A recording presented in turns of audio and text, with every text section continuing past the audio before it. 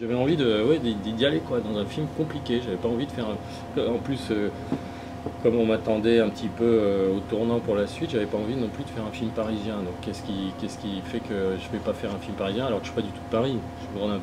Donc qu'est-ce qui fait que je vais faire un film pas parisien? C'est d'aller le plus loin possible de Paris finalement. Et dans quelque chose qui est très éloigné. Donc la jungle.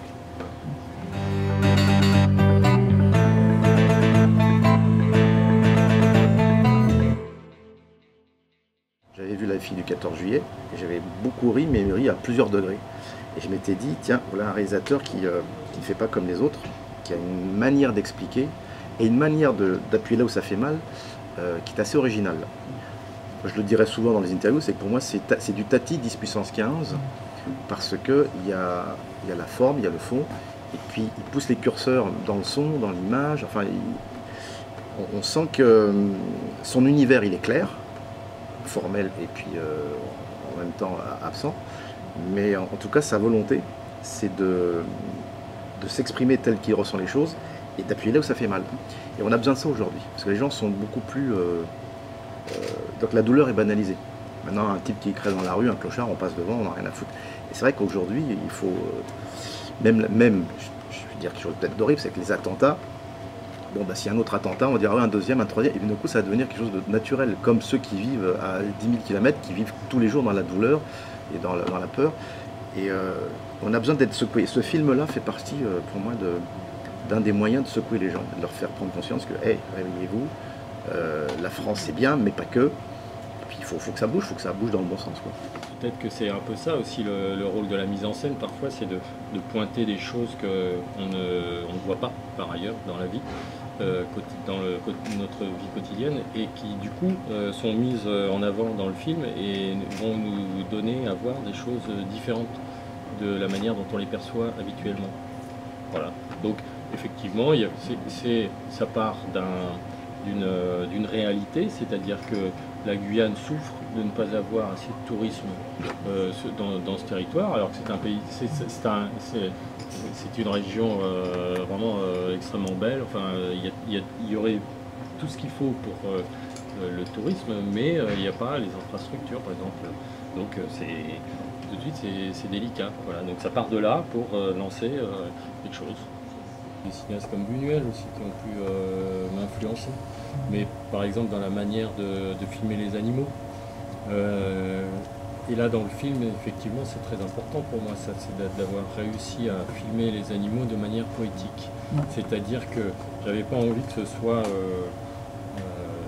une sorte de panégyrique des animaux de la jungle où tiens on filme ceci, cela, etc. et que ça fasse un catalogue, mais que ça serve vraiment ou les personnages, ou que ça fasse avancer des choses, ou qu'on comprenne quelque chose de la relation entre les personnages en ayant quand on a deux papillons qui se tournent autour comme ça, voilà, pour moi c'est le couple. Ou je sais pas, la luciole par exemple, des choses comme ça. Et ça m'avait vraiment marqué en repérage. J'avais trouvé vraiment qu'il y avait quelque chose de poétique dans la jungle, qui n'en reste pas moins dangereuse même. Et je trouvais qu'en général, les films de jungle, à quelques exceptions près, passaient un peu à côté de ça.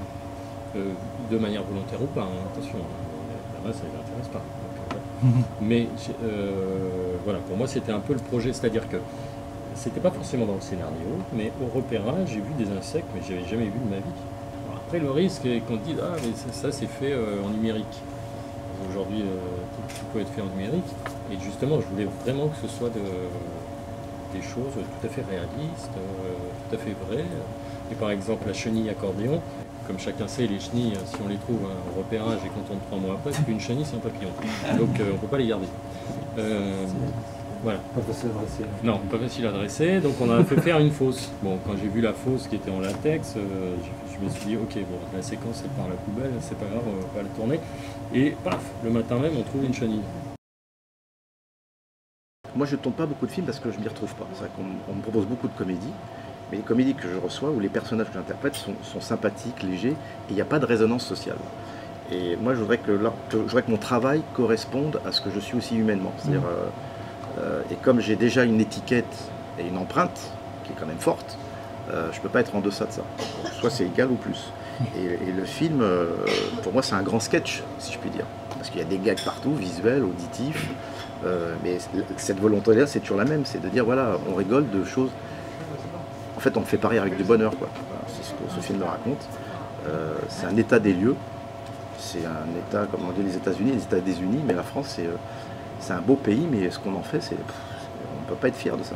On est revenu à quelque chose où finalement le pouvoir ne se partage plus, c'est-à-dire qu'il y a des postes, et quand je dis pouvoir, c'est pas pouvoir politique simplement, hein, c'est aussi pouvoir économique, voilà, c'est à tout point de vue, et qu'il y a une espèce comme si on s'accrochait vraiment, comme s'il y avait des gens qui s'accrochaient et qui oubliaient que derrière il y avait leurs enfants qui attendaient, quoi. Donc je trouve ça assez injuste.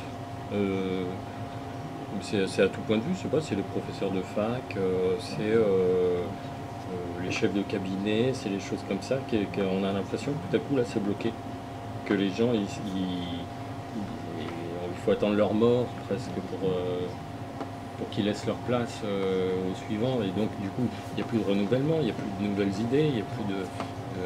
voilà, c'est ça. Et donc c'est un peu le point mort. Non, mais cette histoire de neige en Guyane, quand on y réfléchit, finalement, c'est pas plus absurde que de mettre la plage à Paris.